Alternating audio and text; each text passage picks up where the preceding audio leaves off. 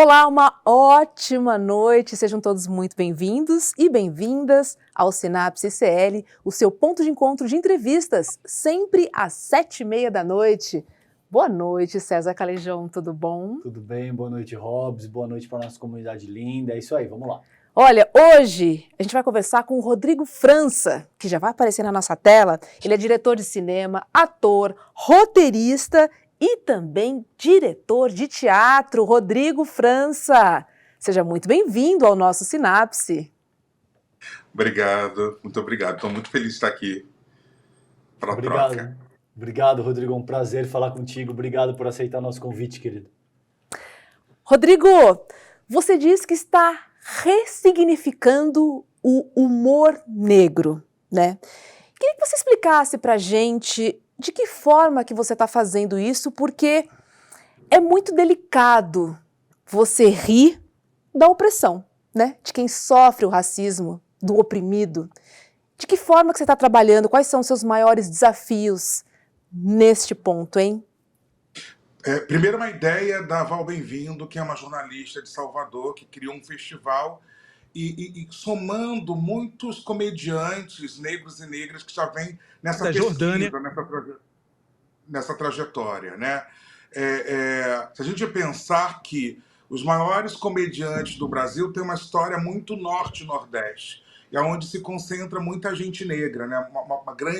Um grande volume dessa população negra, né? De 56%.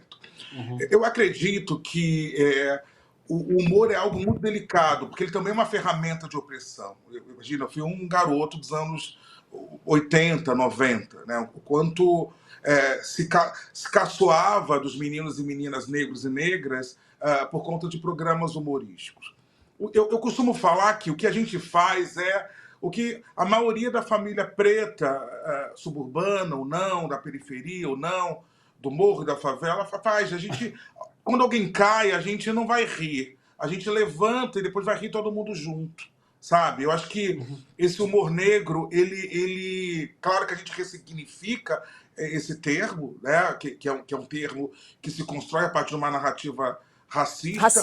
Algumas coisas a gente não consegue ressignificar e outras a gente consegue, pode e deve ressignificar, mas está nisso. A gente não ri de quem é vítima, a gente não ri de quem é oprimido, a gente ri do opressor. Muitas vezes o racismo, aliás, na maioria das vezes, o racismo, sim, é um ato violento, sim, é um ato criminoso. Mas algumas vezes coloca o racista numa situação muito patética, sabe? Muito patética e risível. Claro, quando a gente pode enxergar dessa maneira ou quando a coisa se coloca dessa forma. Então, a gente caçoa do opressor quando ele está numa condição risível, patética, mas não, sobretudo, violenta. Você pode dar um exemplo rápido pra gente, só para nossa audiência pescar exatamente o que você está falando? Boa. Ai, caramba! Principalmente tem uma relação ególatra, sabe? Quando a pessoa está sendo racista e não se percebe como e se coloca como aliado, como aliada, sabe? Ou seja, não quer ouvir. Já se constrói um conceito que essa pessoa foge de uma estrutura racista e ela é aliada. Então a gente ri desse momento. A gente, claro, quando isso é muito subjetivo, né? Assim, porque para algumas pessoas que estão nos vendo, ouvindo, podem falar, para mim isso é muito sério. Mas, por exemplo, a gente já consegue dar resposta quando tocam no nosso cabelo de uma maneira invasiva, sabe? Sem pedir licença. Algumas pessoas já conseguem encontrar uma forma risível de quando é perseguida num supermercado. Quando a gente percebe que aquele colega, aquele amigo, aquele familiar muito próximo é racista do nada. É muito delicado a gente exemplificar, porque no meio de milhões de brasileiros e brasileiras, para algumas questões ainda pode sentir dor. Mas o comediante negro e negra com responsabilidade, isso é importante sinalizar. Não é todo mundo que é negro e negra que tem essa responsabilidade ou esse senso de letramento ou esse senso político de fazer piada sobre. Mas Uhum. quando se sabe, a gente consegue tirar riso ou até mesmo instrumentalizar ou criar repertório sobre situações que a gente consegue dar uma resposta para o racismo. Perfeito, Rodrigo. Rodrigo, você utilizou um termo que me interessa, que é aliado. Como é que você determina quem é de fato aliado à causa emancipatória, à causa antirracista e quem eventualmente se passa por aliado, mas na verdade joga contra?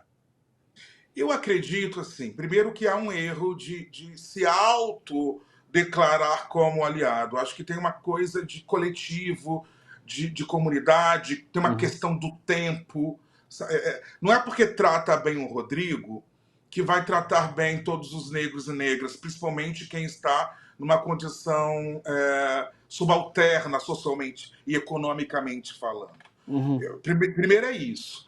Eu acredito que em qualquer pauta é o tempo, sabe? Eu acho que não dá para eu, com meus 45 anos, em 2023, falar que eu sou aliado de uma pauta feminista, mulherista, uma pauta trans. Acho que é o tempo. Acho que a gente tem que fazer. Primeiro, a gente faz por obrigação. Se a gente se coloca como progressista, como revolucionário, como alguém que busca a democracia.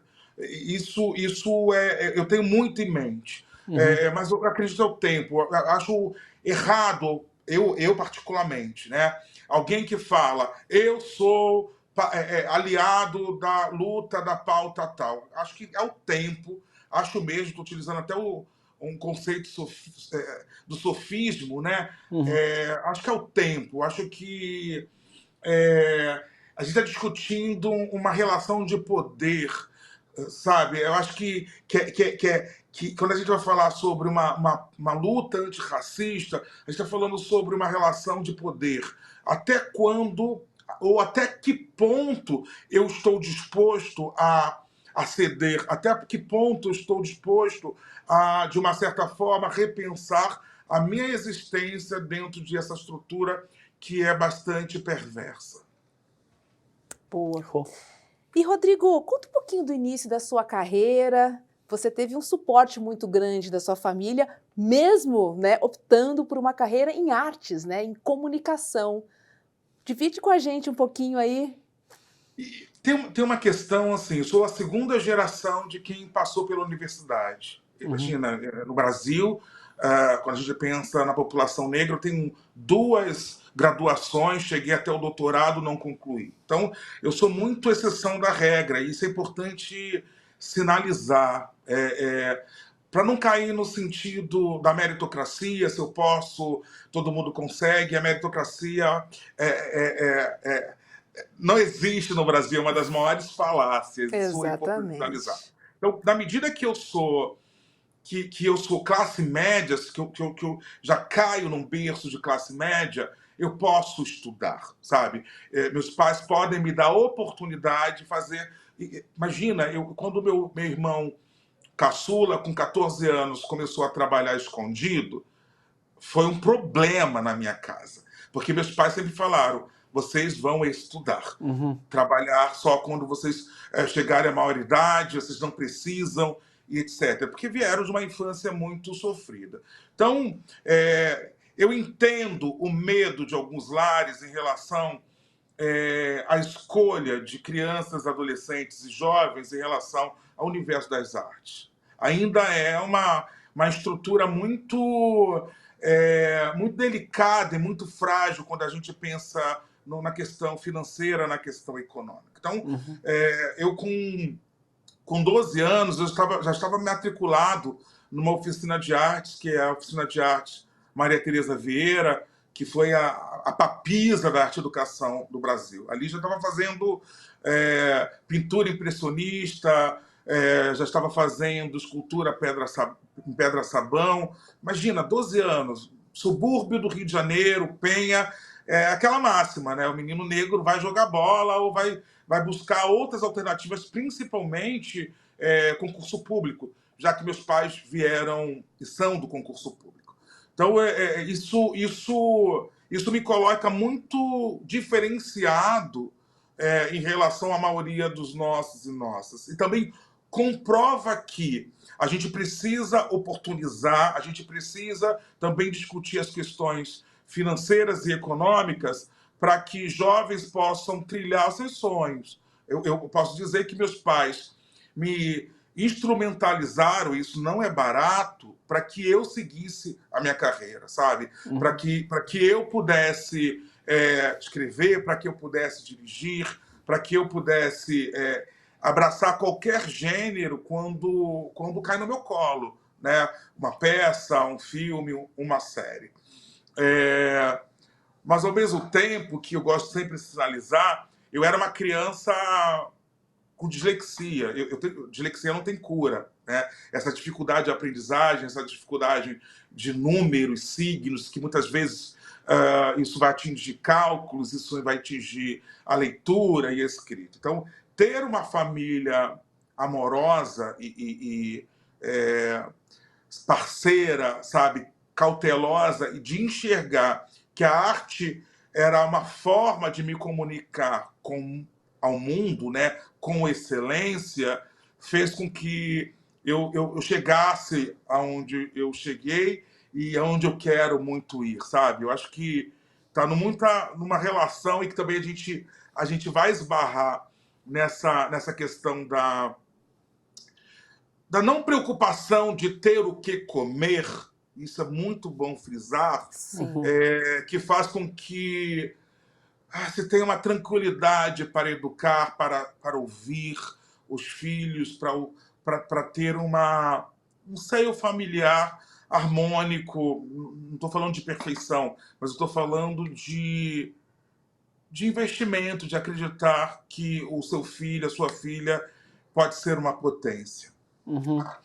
Rodrigo, vamos falar um pouco das tuas inspirações, querido. Quem é que te inspira quando você vai dirigir, quando você vai criar, quando você está olhando para uma peça, para um filme? Quem é que te encanta, cara, ao longo da tua vida, que você se inspirou com base no trabalho dessa pessoa, ou pessoas, né, no plural? Eu era criança e vi renascer. Fico até emocionado com Dona Chica Xavier, com Grande Otelo e com Isabel Pilares.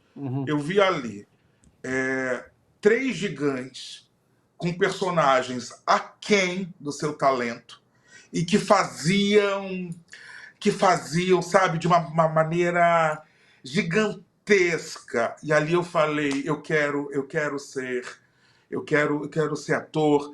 Por isso que eu saio das artes plásticas com 14 anos e vou descobrir o teatro, sabe? E a vida me presenteou poder conviver, trabalhar com os 3. Eu acho que toda hora eu volto nessa excelência, sabe?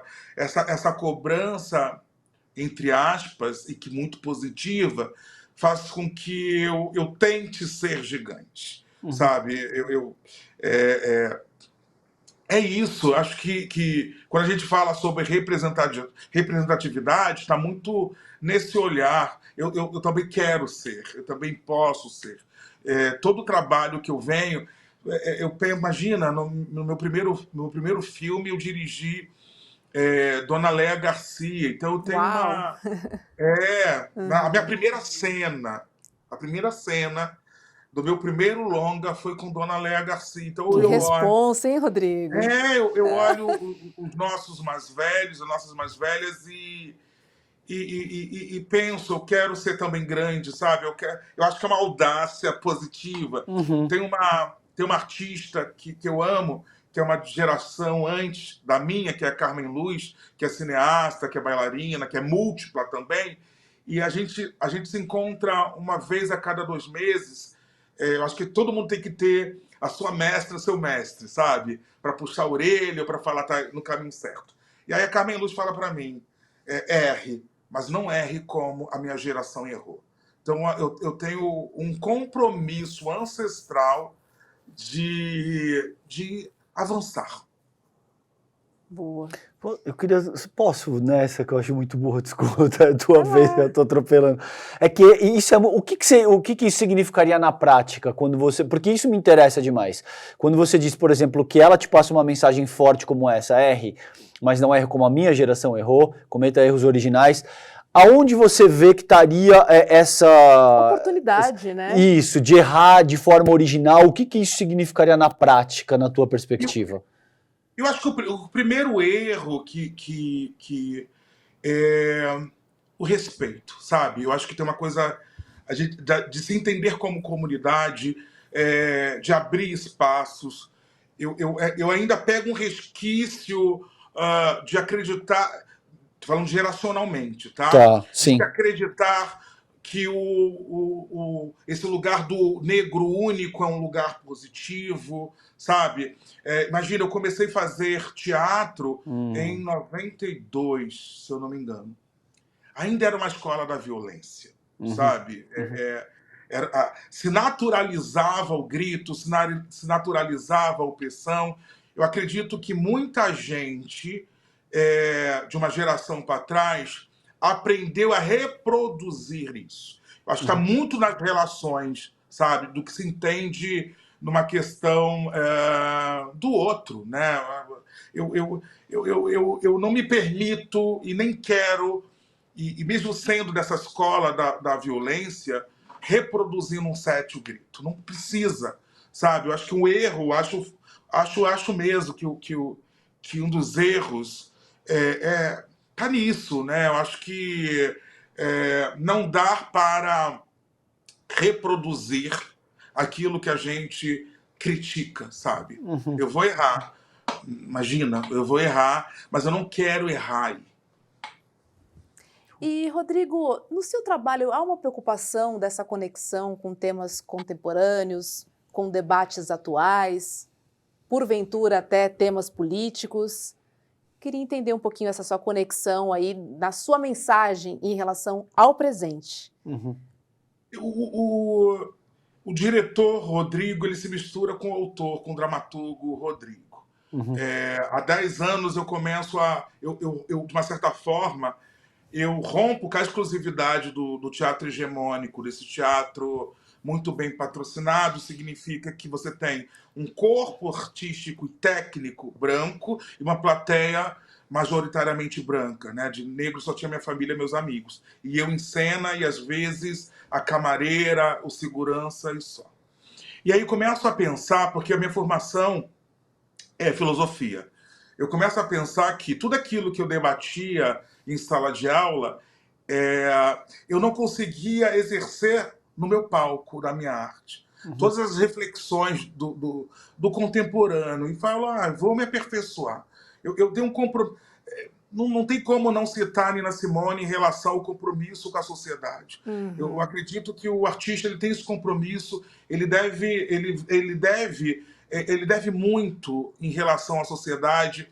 Não acho que a arte ela consiga modificar uma estrutura, mas ela consegue fazer com que o espectador pense sobre a estrutura. E para mim já é muita coisa. Então, por exemplo, em novembro eu vou estrear um espetáculo com Alexandre Paz e Orlando Caldeira falando sobre sexualidade no universo masculino, negro e gay. Né? Acabei de falar sobre o Jorge Lafon, acabei de falar sobre a escola a partir do livro do Manuel Soares, que é o Para Meu Amigo Branco. Tem tanto tema, não acho que a obrigatoriedade de temáticas políticas, sociais, para mim é importante. Mas o teatro, mesmo que se coloca como teatro, o filme, como entretenimento e na sua exclusividade, também tem uma relação política. Você está rindo de quem? Você está rindo para quê? Você está fazendo o que pensar? Sabe? O seu compromisso a partir de um patrocínio que passa por lei de incentivo, qual é a sua plateia? Né?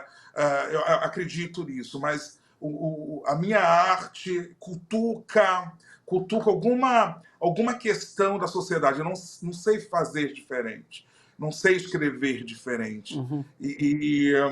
A minha pesquisa nesse momento é masculinidade. Tá.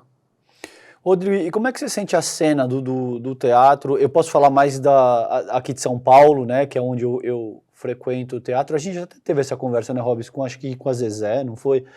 Acho que eu fiz essa pergunta, a gente entrevistou a Zezé Polessa surgiu esse tema do quanto existe sim uma mentalidade muito eurocêntrica, de fato, né? Você vai no teatro aqui em São Paulo, sim. Foi tem 20 peças sobre Freud, Sartre, Butler, coisas que são interessantíssimas, ninguém está questionando isso. Shakespeare, exatamente. Então, via de regra, são temas da Europa Ocidental, essa coisa. Esse tipo de coisa. Né? Esse tipo de coisa. Como é que você sente isso, cara? Você acha que falta uma perspectiva mais... trate temas mais locais, brasileiros, de fato? Gostaria da tua avaliação sobre essa questão, cara. As instituições serão o que a sociedade é, né? E vamos colocar o teatro, o audiovisual como instituições. A sociedade brasileira, ela não quer ser Brasil, ela não quer ser indígena, ela não quer ser africana. O brasileiro, ele não quer ser latino. O brasileiro, ele quer ser do Ocidente, ele quer ser Europa, né? Ele quer ser norte-americano. Eu amo ir para Nova York e assistir Broadway, por exemplo. Eu amo musical. Eu amo ir para a Inglaterra e assistir musical. Eu comecei fazendo Shakespeare, por exemplo.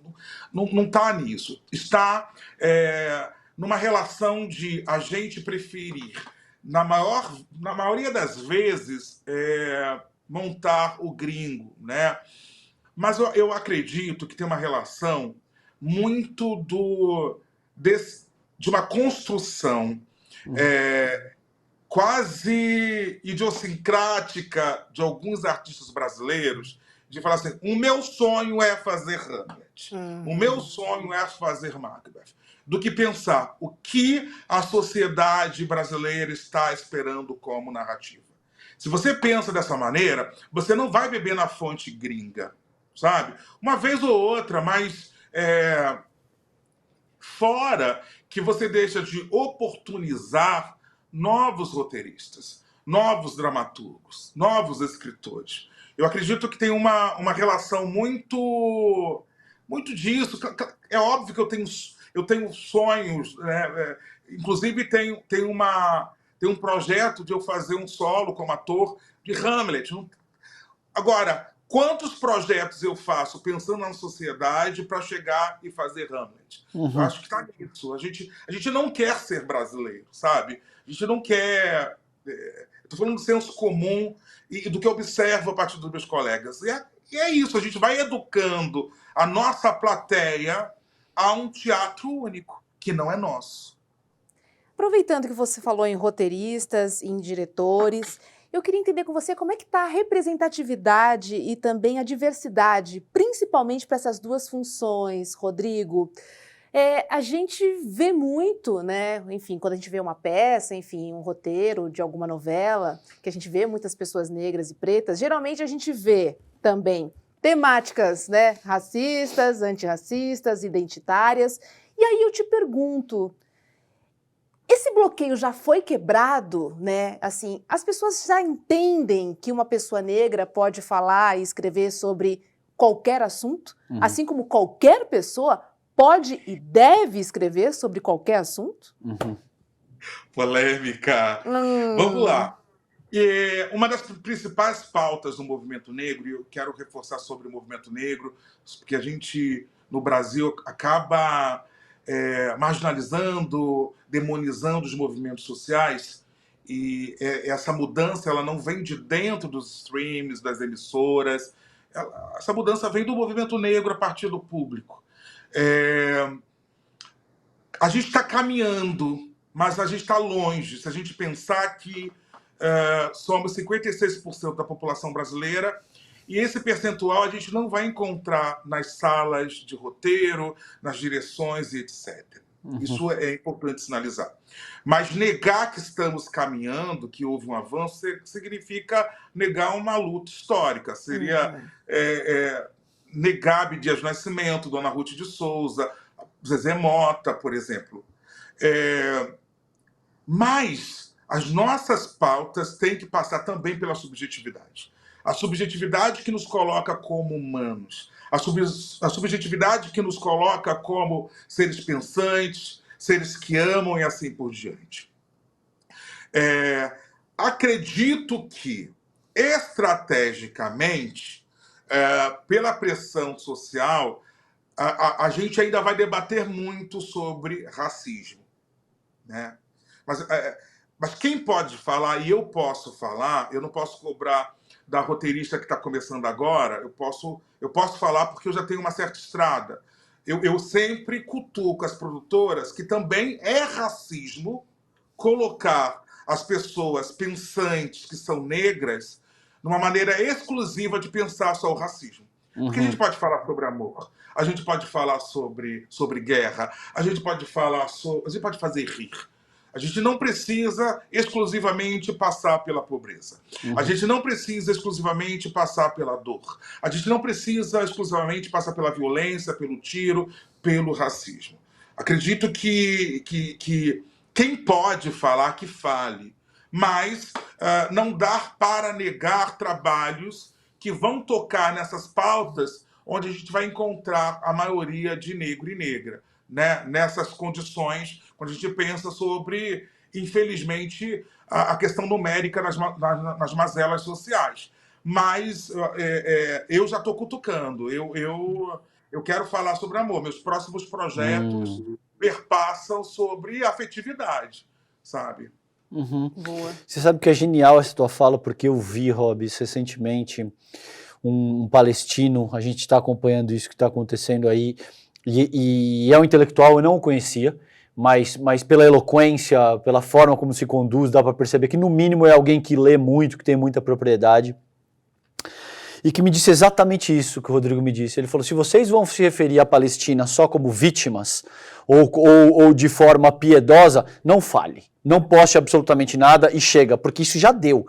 E a gente não quer ser percebido único e exclusivamente dessa forma. Sim. O nosso povo tem essa luta, struggle é o termo que ele usa em inglês, mas a gente é muito mais do que isso. A gente tem toda uma riqueza, toda uma beleza que transcendem em ampla medida a questão dessa luta. Então eu fiz essa correlação com o que o Rodrigo está dizendo, e eu sempre discuto com a Roberta também essa questão da representatividade estética e cultural, que me parece que é importante e é a parte visível desse processo. A gente vê isso crescendo, a gente vê negros na bancada do Jornal Nacional, a gente vê novelas que tem um casting cada vez maior de negros, e tem essa questão do poder de fato, que é quem roteiriza, que é quem é dono da emissora, quem conta a história, quem organiza a história. O diretor da novela. O diretor da novela, né? E tal. E esse lado a gente não vê. Eu te digo assim, enquanto telespectador, eu não tenho como saber se existe um número maior, por exemplo, de roteiristas, de diretores de novela que são negros. E é aí que eu gostaria de te perguntar. Você acha que isso acompanha essa expansão da diversidade estética e cultural? Ou isso ainda está aquém desse outro processo que coloca atores e atrizes negras na frente das câmeras? Ou seja, tudo isso que a gente vê na frente da televisão também está acontecendo nos bastidores, Rodrigo? Isso resume bem. Por isso que se erra muito. Se acerta, tá? Não estou falando não estou generalizando. Mas quando a gente fala sobre narrativa, primeiro, narrativa é poder. Narrativa não é só quem escreve, é quem ilumina, quem veste, quem cuida do visagismo. Eu costumo falar que o primeiro lugar que uma atriz, um ator tem de espaço de violência num set é na cadeira do visagista, que vai falar assim, ai, dread, não tem médico com dread. Vamos cortar esse cabelo? Sem conversar. Né? Quantas vezes a gente já ficou cinza porque não tem a prática da maquiagem na pele negra? Quantas vezes a coloração, a iluminação, sabe, não respeitou a nossa tonalidade de pele, sabe? Imagina, existe uma variação de negritude, desde das pessoas mais retintas, das peles mais claras. E quando você vai ver, por exemplo, uma novela, um filme, muitas vezes está todo mundo quase como se fosse um filtro.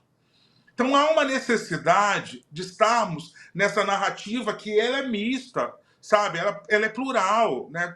Quantas atrizes e atores estão de uma maneira muito jocosa, estereotipada a partir do seu figurino? Então, a gente ainda está aquém, né? Porque isso significa uma relação de poder, sabe? De ceder.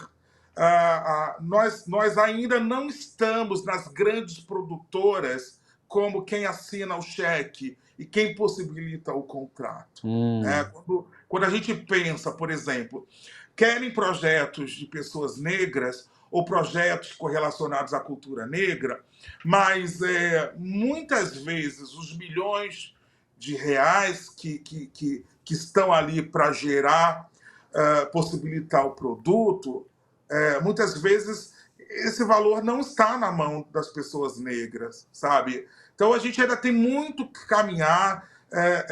O Ministério da Cultura ainda tem muito que debater sobre, de uma maneira muito corajosa, porque é isso, assim, eu não tenho receio de falar, né? As questões de poder e que também perpassam, por exemplo, pelo audiovisual brasileiro, é uma questão de pai para filho ainda, Sim. sabe? É bem familiar, né? É tudo muito familiar. Uhum. Então ainda eu não preciso, por exemplo,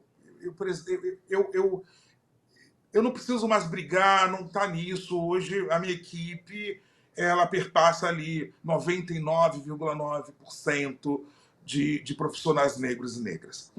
E aí eu vou falar assim, Rodrigo, isso é importante, porque a gente está discutindo cultura, sabe? Daisy Washington já falou sobre isso.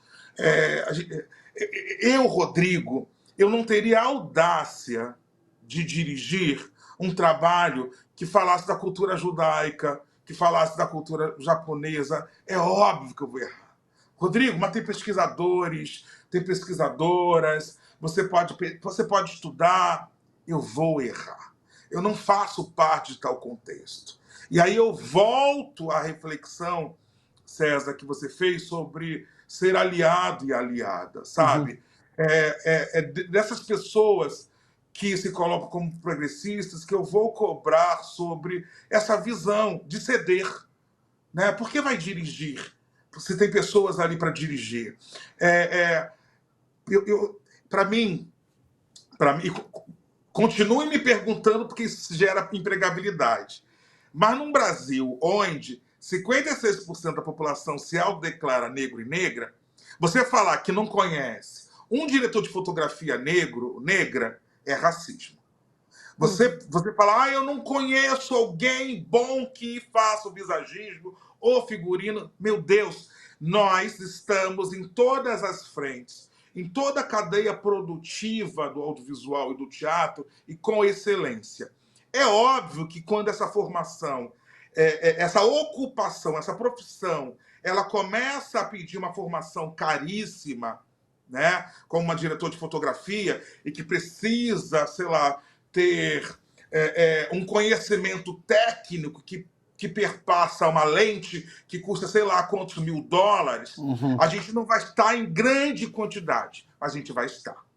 Então, primeiro, né, uma produtora que se coloca como aliada à causa, ela tem que gerar empregabilidade, sabe? Se você não consegue encontrar com um número X de diretores de fotografia, a gente precisa formar. A gente precisa colocar como estagiário. A gente precisa colocar como assistente para que as próximas gerações a gente tenha um número X. Mas, voltando para a sua provocação, César, que é muito importante, o protagonismo não pode estar na frente dos palcos, não pode estar somente na frente das câmeras. Esse protagonismo negro, essa representatividade negra precisa estar também por trás. E a gente ainda está caminhando de uma maneira muito lenta. Aproveitar que você falou em empregabilidade, eu queria conversar com você, porque estamos aí no sprint final, né? Esperando a escolha do presidente Lula para a vaga, né, da ministra Rosa Weber no STF. Ela saindo, fica só uma mulher, né? A A gente sabe que na história tiveram 3 mulheres brancas e também 3 ministros negros, num total de 171 ministros em 132 anos de história. Rodrigo, queria te ouvir porque eu já ouvi, eu acho que você também já deve ter ouvido do tipo, mas temos mulheres negras que poderiam ocupar este cargo? Eu tenho uma planilha em Excel. Ai, que lindo! Eu tenho uma planilha, é isso. Me liga, né? É uma fala sem cabimento para um governo. Eu posso fazer crítica porque eu sou um homem de esquerda preta, com muito letramento e conhecimento. Mas eu posso fazer crítica. Uhum. A gente pode cobrar desse governo que uma das pautas era essa, sabe? A gente precisa entender que a violência que muitas vezes o campo jurídico ratifica está por conta de você ter a maioria de pessoas brancas sem ter um entendimento das necessidades reais.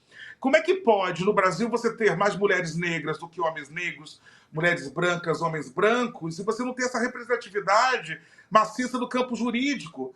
E não passar pela cabeça de um governo progressista, e atenção, presidente Lula, que muito eu respeito, como é que você não passa pela cabeça, está na hora dessa compensação? Uhum. É impossível. Você tem ali a comunidade carcerária no Brasil, de maioria de pessoas negras,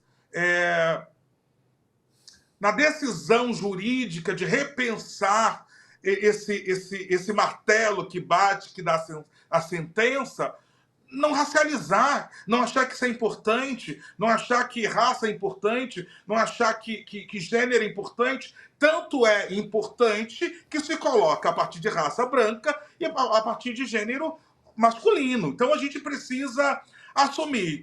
Então eu prefiro que se coloque. Isso não é importante, não é um governo progressista, essa pauta a gente não vai tocar do que ficar encontrando justificativas que não convencem ninguém, sabe? Há esse compromisso, sim, com a sociedade, há esse compromisso, sim, com o movimento negro de colocar uma mulher negra como ministra do Supremo. Já passou da hora. Uhum. Rodrigo, teve uma... Eu vou trazer uma polêmica aqui que eu quero que você avalie. A gente conversou com o Manuel Soares aqui, e ele teve uma fala que reverberou muito, na qual ele diz que negros e mulheres e homens trans deveriam receber mais, deveriam receber um salário mais alto do que brancos. Ele fez uma defesa bastante pertinente, incisiva, a meu ver, e a gente sabe que tem, sim, todo um desenvolvimento histórico e cultural que favorece o desenvolvimento de pessoas brancas, heterossexuais e tal. Como é que você sente essa questão? Eu queria te ouvir a respeito disso. Antes de a gente chegar aí, que pessoas negras recebam como pessoas brancas. Aí a gente sabe... Já é um bom começo, né? É o grande começo. Uhum. Né? Primeiro, a mesma oportunidade. E a gente sabe que numa seleção de emprego, a pessoa branca sai na frente. O homem branco sai na frente. Se a gente pensar na pirâmide social, esse homem branco, rico, heterossexual, sabe, cisgênero, está ali na ponta, sabe? A população indígena bem lá embaixo, a mulher negra lá embaixo. E quando a gente vai pensar em números, e não é o Rodrigo que está falando, é só pesquisar, sabe? Essa mulher negra, ela recebe menos do que o homem negro. E o homem branco está lá na ponta da pirâmide. Primeiro, se a gente se coloca como um país que tem ali como Estado democrático de direito, a partir do seu alicerce, ou seja, liberdade e igualdade, a gente precisa... Eu entendo conceitualmente, filosoficamente, o que o Manuel Soares traz, e ele não está errado, uhum, né? Mas a gente precisa caminhar para que exista aí uma política de fiscalização sobre a questão salarial. Eu tenho um histórico de diretor de rede de ensino, né? Um dia, por acaso... eu falo por acaso porque eu sei que não foi por acaso. caiu no meio e meio a planilha de pagamento de uma rede de ensino. Então, todos os professores negros com doutorado recebiam como professores de graduação. E todas as pessoas brancas de graduação recebiam como pessoas de doutorado. Isso não era por acaso. E isso não é localizado só nessa instituição de ensino. A gente sabe que isso é generalizado, sabe, em qualquer profissão. Então, a gente precisa primeiro equiparar. E todas as pessoas que criticaram o Manuel Soares são pessoas que não conseguem entender o que é a sociedade ou não querem entender o que é a sociedade por conta do seu privilégio. Sim. Concordo. E, Rodrigo, como é que você lida com críticas em relação ao seu trabalho, em relação a você, em relação a posts? Eu entendo que você, como trabalha, né, em artes e comunicação, tem uma liberdade muito grande, né?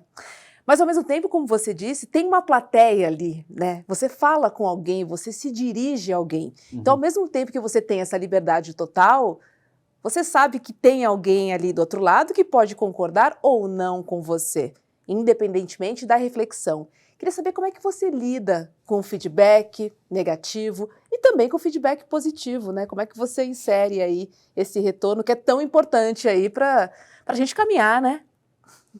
Muita terapia é boa. Ah, sempre. Dizer que gosta de crítica. Dizer que gosta de crítica não dá também, né? É mentira. Eu falo isso pra ela. Assim, é tudo como se fala. Acho que você pode falar sobre tudo, sabe? Existem críticas que são violentas, existem críticas que, sabe?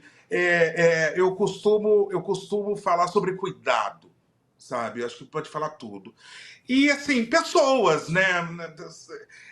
Você tem que ter uma intimidade. A crítica do público, tá tudo certo. Você pode falar, não gostei dessa obra, gostei dessa obra, me mexeu de tal maneira. Mas quando a gente vai para a internet, eu procuro não ler, sabe? Eu procuro não ler.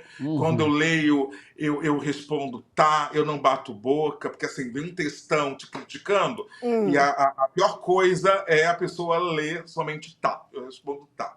Aprendi isso com a Tia Má. Esse Responde é o só tá. papinha, né? Tá.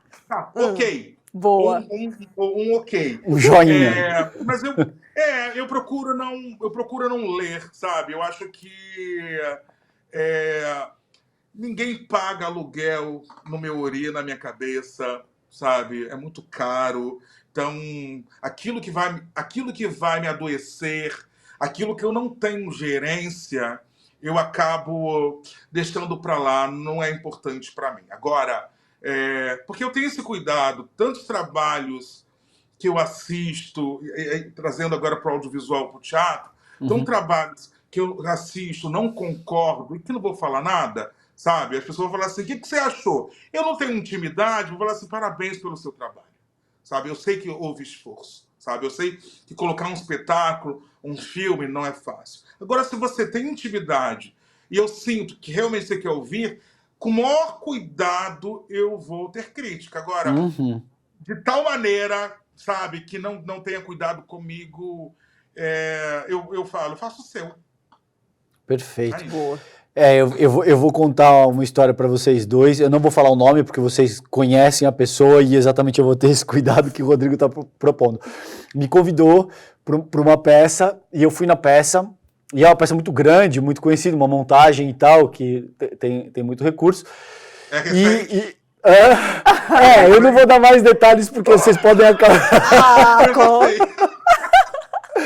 E a pessoa me perguntou, o que você achou? Eu falei, adorei, maravilhoso. E a pessoa é extremamente inteligente, falou, Calejão, pode falar real, eu tenho coisas que eu não gosto, eu acho que é um pouco clichê, etc. E tal. Eu falei, bom, agora que você já me abriu essa possibilidade, aí eu faço a crítica como ele está propondo, com todo o cuidado do mundo, né? Eu sei que aquilo ali é um filho do cara, né? Você não pode chegar dando, tá uma porcaria, por mais que você não tenha gostado. E eu, de fato, gostei, mas algumas coisas que eu faria diferente. Então, eu me identifiquei nisso que você falou, No sentido de dizer, bom, se eu não tenho grandes intimidades, se não é um amigo, eu vou, parabéns, legal, eu sei que isso é parte da tua vida, do teu trabalho, muito bacana. Agora, se a pessoa pede um retorno honesto e ela abre Essa aquilo para... possibilidade, Exato, abre acho essa que também janela, é cabe, né? diferente, sim. Fazer uma crítica realmente construtiva, não, eu sei que é um clichê, mas a crítica que diz, olha, eu gostei disso, mas acho que aqui pode melhorar e tal. Tudo isso é pertinente. Eu, particularmente no meu trabalho, também cresço. Às vezes dói, às vezes você recebe a crítica de cara, aquilo te causa um desconforto, você quer xingar a pessoa, mas depois aquilo você vai internalizando, você vai percebendo que alguma coisa pode ser aproveitada e que faz sentido, né? Num primeiro momento, vamos lá, mesmo com terapia, não é nada confortável. Não é. Não é nada confortável, até porque você se dedicou, É. você fez o seu melhor, e aí você vai entender que nem aquilo foi suficiente. É duro, Exato. é duro. Mas aí sim, né, você refletindo, mais calmo, né, você vai assimilar algumas coisas que vão te ajudar. Até porque a gente precisa desse olhar de fora, né? Assim, ele é necessário para qualquer ser humano. Não tem como, né? Se olhar no espelho não te responde. Né? Eu acho que é importante reconhecer a tua vaidade, reconhecer que a gente tem, claro, a crítica muitas vezes ela é incômoda, mas que ela exerce sim um papel fundamental construtivo, nisso que você tá Agora, tem propondo. gente que não, né? Tem gente que dá aquela alfinetadinha e você não vê aquela parte, né? Amiga, né? Aí é ataque, né, Rodrigo? Aí a pessoa ataque. a pessoa tá te alfinetando, já é você distingue isso muito prontamente, né? Quando você percebe que, assim, tem maldade aí. Tem maldade. E tem uma régua. Eu só escuto quem faz, sabe? Eu só escuto quem arrisca. Você não faz, você não contribui, sabe? O seu trabalho... E tá tudo certo, é só visando o seu bolso, você não arrisca, você não tem compromisso com empregabilidade, não tem nada. Não se meta, faça o seu, sabe? Eu acho que, para mim, esse lugar da crítica é mais no conforto do que você me perguntar o que eu achei e eu não tendo a menor intimidade contigo. E aí eu aprendi uma coisa com Maria Tereza Veira, a minha mestra em artes plásticas, que ela falava assim, interessante. Maravilhoso! Quê de deboche, inclusive, né? Vou usar, inclusive, adorei. Interessante, é maravilhoso. Rodrigo, conta pra gente, tem peça sua em cartaz, tem projeto em streaming, como ator, enfim, conta pra gente onde encontrar Rodrigo França por aí, pelo Brasil. Tem Capiroto, em São Paulo, no Teatro Sérgio Cardoso, terças e quartas, às 19h, que é um espetáculo que é o diabo dialogando com a plateia sobre patriarcado, sobre demonização de divindades colocadas como divindades do paganismo, sobre essa necessidade do ser humano terceirizar sua perversidade numa figura que não está aqui para se defender. Esse é um espetáculo. A gente vai reestrear o Para Meu Amigo Branco em dezembro, em primeira mão estou falando isso, que foi um sucesso aqui no Rio, no Planetário da Gávea, Para Meu Amigo Branco. A gente volta com o Jorge Lafon ano que vem. Em novembro, dia 16, também no Rio, no Oi Futuro, a gente estreia Angu, que é espetáculo para discutir masculinidade negra a partir de homens gays. Muito bom, hein? Em novembro, eu lanço um livro que se chama O Menino e Sua Árvore, um livro infanto-juvenil que debate sobre morte, a partir de uma lógica filosófica iorubá. Né? A gente coloca a morte numa condição ocidental a partir do medo, a partir do pavor. E é um livro, eu acredito que é uma das coisas mais lindas que eu já escrevi. Toda vez que eu releio, eu choro, e todo mundo que lê fala assim, nossa, principalmente quando a gente tem aí 700 mil mortes, né, por conta de Covid. O que falaram com essas crianças? Que tipo de conforto deram para esses adolescentes? Então, me senti na necessidade de escrever. No stream, não há muita coisa. Tem um Barba Cabelo Bigode, que é meu filho mais velho, na Tá na Netflix. Netflix, né? Uhum. Tem Humor Negro, série especial no Globoplay. Como ator, só ano que vem que tem Verônica, tem, meu Deus, Verônica, tem Arcanjo Renegado, tem muita coisa. Tem o Rodrigo espalhado, o Rodrigo múltiplo. Mas Rodrigo. privilegio o teatro. Que delícia, cara. É Bom, o tem primo muita... pobre, né? Teatro O é o teatro primo é... rico em Aham. potência e possibilidade, mas economicamente é o primo pobre. É o primo pobre. E por quê? Me conta um pouco, por que você prefere o teatro nessa medida, considerando que a TV, o Netflix, tudo isso tem muito mais glamour, dá muito mais aderência popular. O que te atrai mais na questão do teatro? Eu falo que o teatro é meu amor, o audiovisual é minha paixão. O teatro é minha escola. Se eu consigo filmar bem, foi o teatro que me possibilitou isso, sabe? Ser diretor de teatro me possibilitou ser diretor de cinema. Eu fui buscar tecnologia, eu sou um diretor que entende de lente, que entende de luz, que entende de todos os processos, mas quem me deu isso foi o teatro. Eu sou grato ao teatro. E também entendo que os meios econômicos que nós temos para divulgar o streaming não é o mesmo meio econômico que a gente tem para divulgar o teatro. Sim. Principalmente quando a gente perde até o tijolinho no jornal que divulgava ali os espetáculos, nem isso a gente tem mais. Nossa, é verdade. Rodrigo, você já chegou a recusar algum papel? Quais são os critérios aí que você avalia quando você recebe uma proposta, tanto de peça quanto, enfim, de filme? Quais são temas, se é que você tem temas proibidos? Ai, vamos lá. Primeiro, minha carreira artística, eu tive como paralelo uma carreira acadêmica. Ou seja, eu nunca precisei fazer arte para pagar minhas contas, sabe? Isso muda tudo, né? Isso Tudo. muda tudo, sabe? Eu tenho um currículo que eu me orgulho a olhar e falar, nossa, mesmo o meu único fracasso foi o espetáculo que eu mais ganhei dinheiro, por exemplo. Foi lotado, era ruim para mim, mas era ótimo, eu como ator.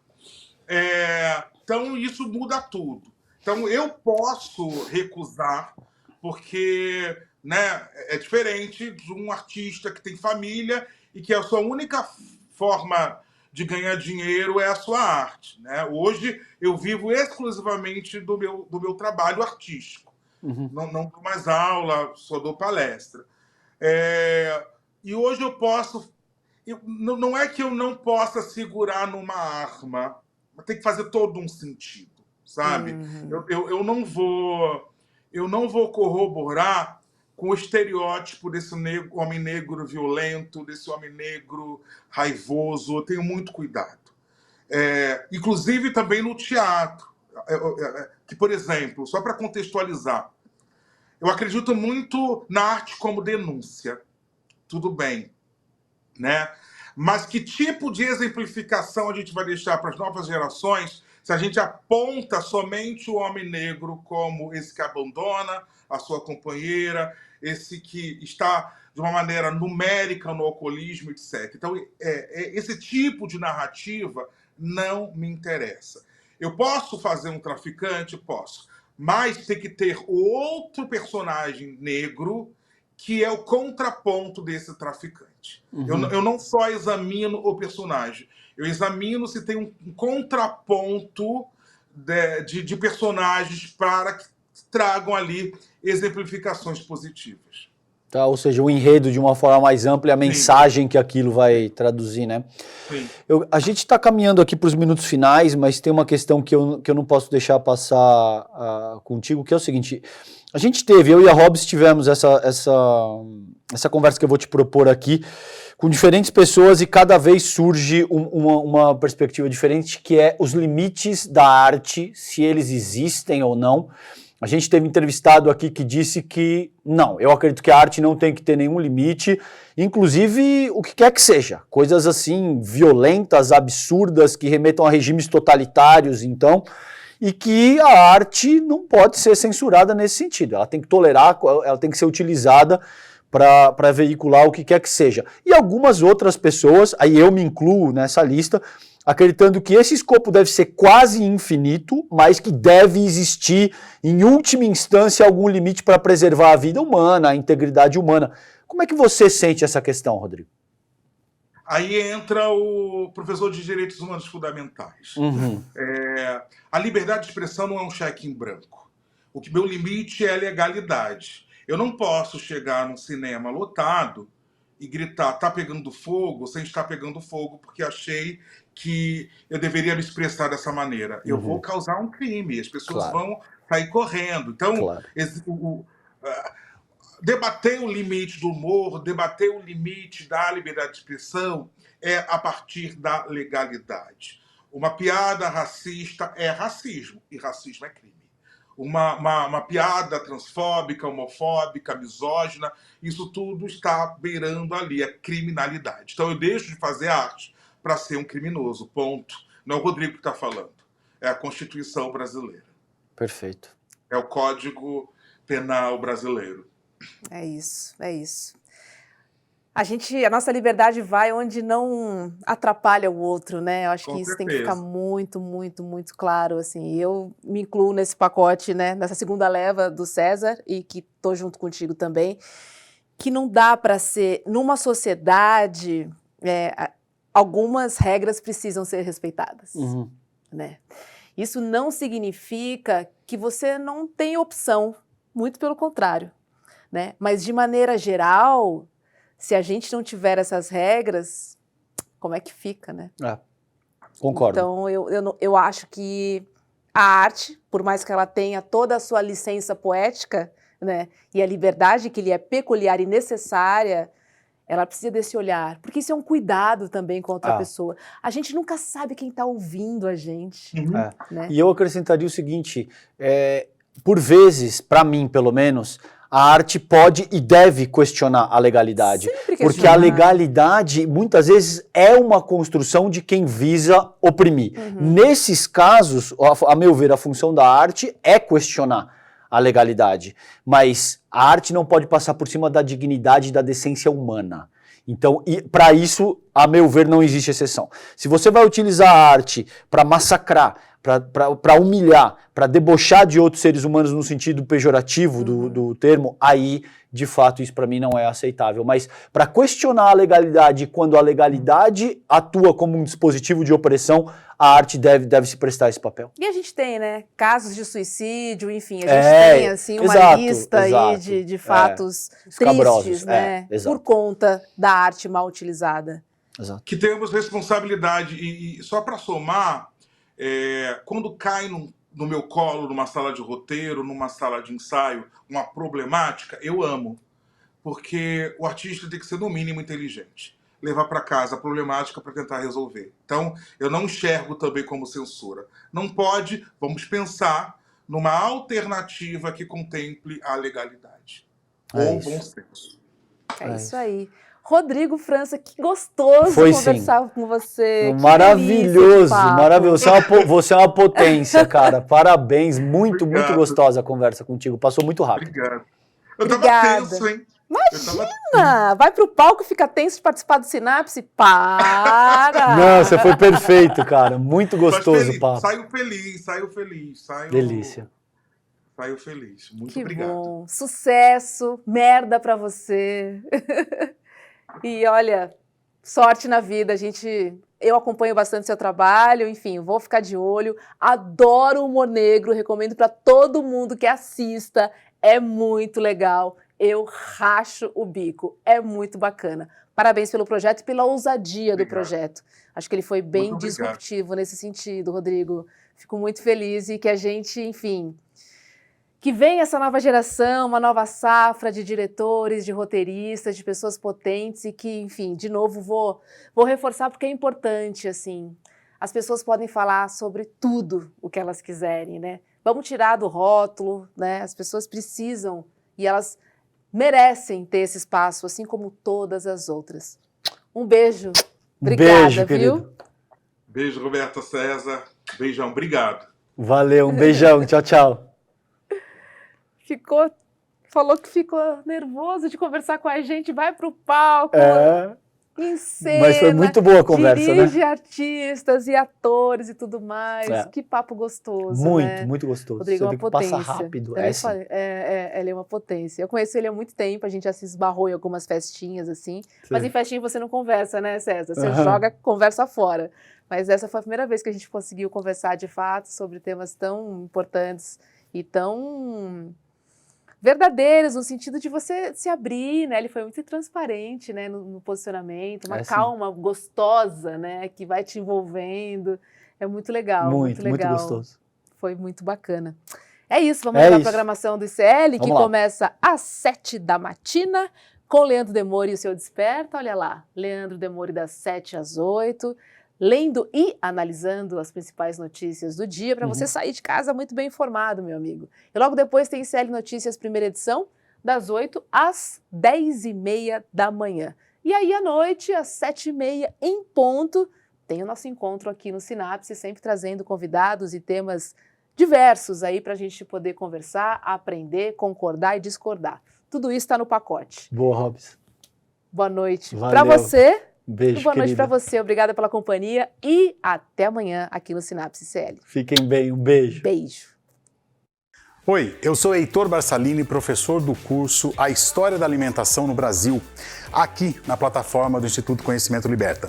Nesse curso, a gente dá um panorama geral do que foi a alimentação ancestral indígena brasileira um pouquinho antes da chegada dos colonizadores ibéricos e como essa alimentação foi se transformando a partir das fusões culturais entre os elementos que os ibéricos trouxeram e o que os indígenas brasileiros já consumiam de proteínas, de vegetais, as suas principais fontes de carboidrato. Esse e mais outros 200 cursos estão disponíveis a todos os membros do ICL.